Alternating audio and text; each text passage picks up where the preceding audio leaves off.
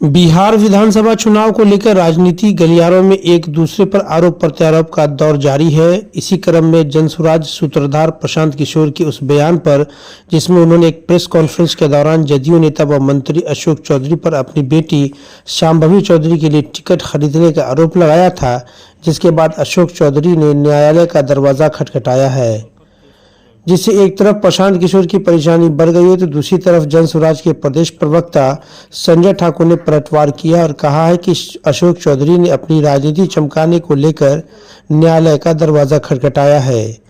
बिहार की पूरी जनता जानती है कि दलित एवं कमजोर समाज के लोगों की काबिलियत को दरकिनार कर पैसे से टिकट खरीद एवं बेचा जाता है। अशोक चौधरी तो दलित समाज के लिए कुछ भी ऐसा नहीं किया जिससे दलित समाज की भलाई हो। ऐसे में बिहार की जनता 2025 के चुनाव में ऐसे पार्टियों को सबक सिखाएगी। राजद की 15 वर्षों तक आतंकराज जुल्मी शासन के साथ नीतीश कुमार बिहार के जनता की उम्मीद पर पानी फेर दिया है, भाजपा के साथ सरकार बनाकर। मोतिहारी से अरविंद कुमार की रिपोर्ट। प्रशांत किशोर जी किसी केस मुकदमा से डरने वाले लोग नहीं हैं।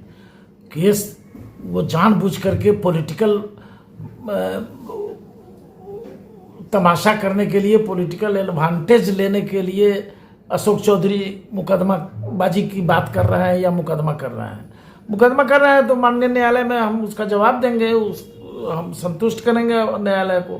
सवाल यह है कि बिहार में तो सब कोई जान रहा है, सारे पब्लिक डोमेन में सारी बातें हैं कि किस तरह से टिकट का वितरण होता है, किस तरह से टिकट का खेला होता है।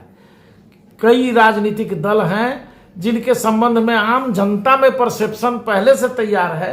लोग समझ रहे हैं जो वहां ऐसे ही टिकट किसी को नहीं मिलता है बिना किसी व्यवस्था के। तो अगर टिकट पर प्रशांत किशोर जी तो उदाहरण दे रहे थे, दलित समाज के लोग आज भी जो पिछड़े हैं, जो दबे कुचले हैं, जो धन से कमजोर हैं, उनको राजनीति में कितने बड़े भी वो कार्यकर्ता हो जाएं, उनको राजनीति में जगह नहीं मिलती, उनको टिकट नहीं दी जाती।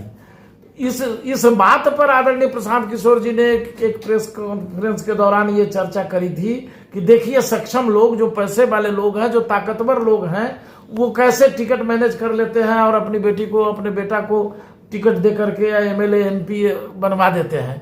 ये बात कही थी उन्होंने तो ये कहीं से आक्षेप नहीं लगाया था जो रुपया दे करके इन्होंने टिकट खरीदा है, चाहे किसी को आहत किया है। तो उनके बयान को विषयांतर करके अशोक चौधरी जी इस पर अपना राजनीतिक लाभ उठाने की मंशा से अपने को विक्टिम बता रहे हैं, जबकि सच्चाई यही है जो उन्होंने दलित समाज के लिए आज तक कोई महत्वपूर्ण कार्य नहीं किया। दलित समाज के रहनुमाई के लिए उन्होंने कुछ नहीं बेहतर काम किया। तो क्या स्टैंड होगा आप लोगों का? हम लोग न्यायालय, अगर हमें सम्मन करेगा, न्यायालय नोटिस करेगा, तो हम उसका पूरी वैधिक तरीके से, विधिक तरीके से हम न्यायालय में अपना पक्ष रखेंगे और न्यायालय को संतुष्ट करने का प्रयास करेंगे। मतलब आपका ये भी कहना है कि विपक्षी पार्टियां टिकट के लिए पैसा देती है, लेती है? ये मेरा कहना नहीं है, ये बिहार के तमाम नागरिकों का वर्जन है। लोग ये जानते हैं, बहुतेरे कैंडिडेट आप ही के अपने जिले में, आप सब पत्रकार लोग हैं, सब कोई जानते हैं जो बहुतेरे कैंडिडेट ऐसे हैं जो पिछले चुनाव में कहां से, किस पार्टी से कितना रुपया दे करके लेके आए। सारे पब्लिक डोमेन में है साहब। तो ये हमारे नेता ने तो उनको कहीं से आरोपित नहीं किया। उन्होंने एक उदाहरण के रूप में ये बात रखी कि लोग रुपया देकर टिकट लाते हैं, मैनेज करते हैं। दलित समुदाय में ऐसे भी जेन्युइन कार्यकर्ता हैं जिनको अगर पार्टी मौका देती तो वो एमएलए एमपी बन सकते थे, लेकिन धन के अभाव में वो पहुंच नहीं पा रहे हैं बड़े नेताओं के पास और उनकी उपेक्षा की जा रही है। और जो पैसे वाले लोग हैं वो आसानी से टिकट मैनेज कर ले रहे हैं। तो ये बात तो कहीं से किसी के मान पर हानि करने का है ही नहीं।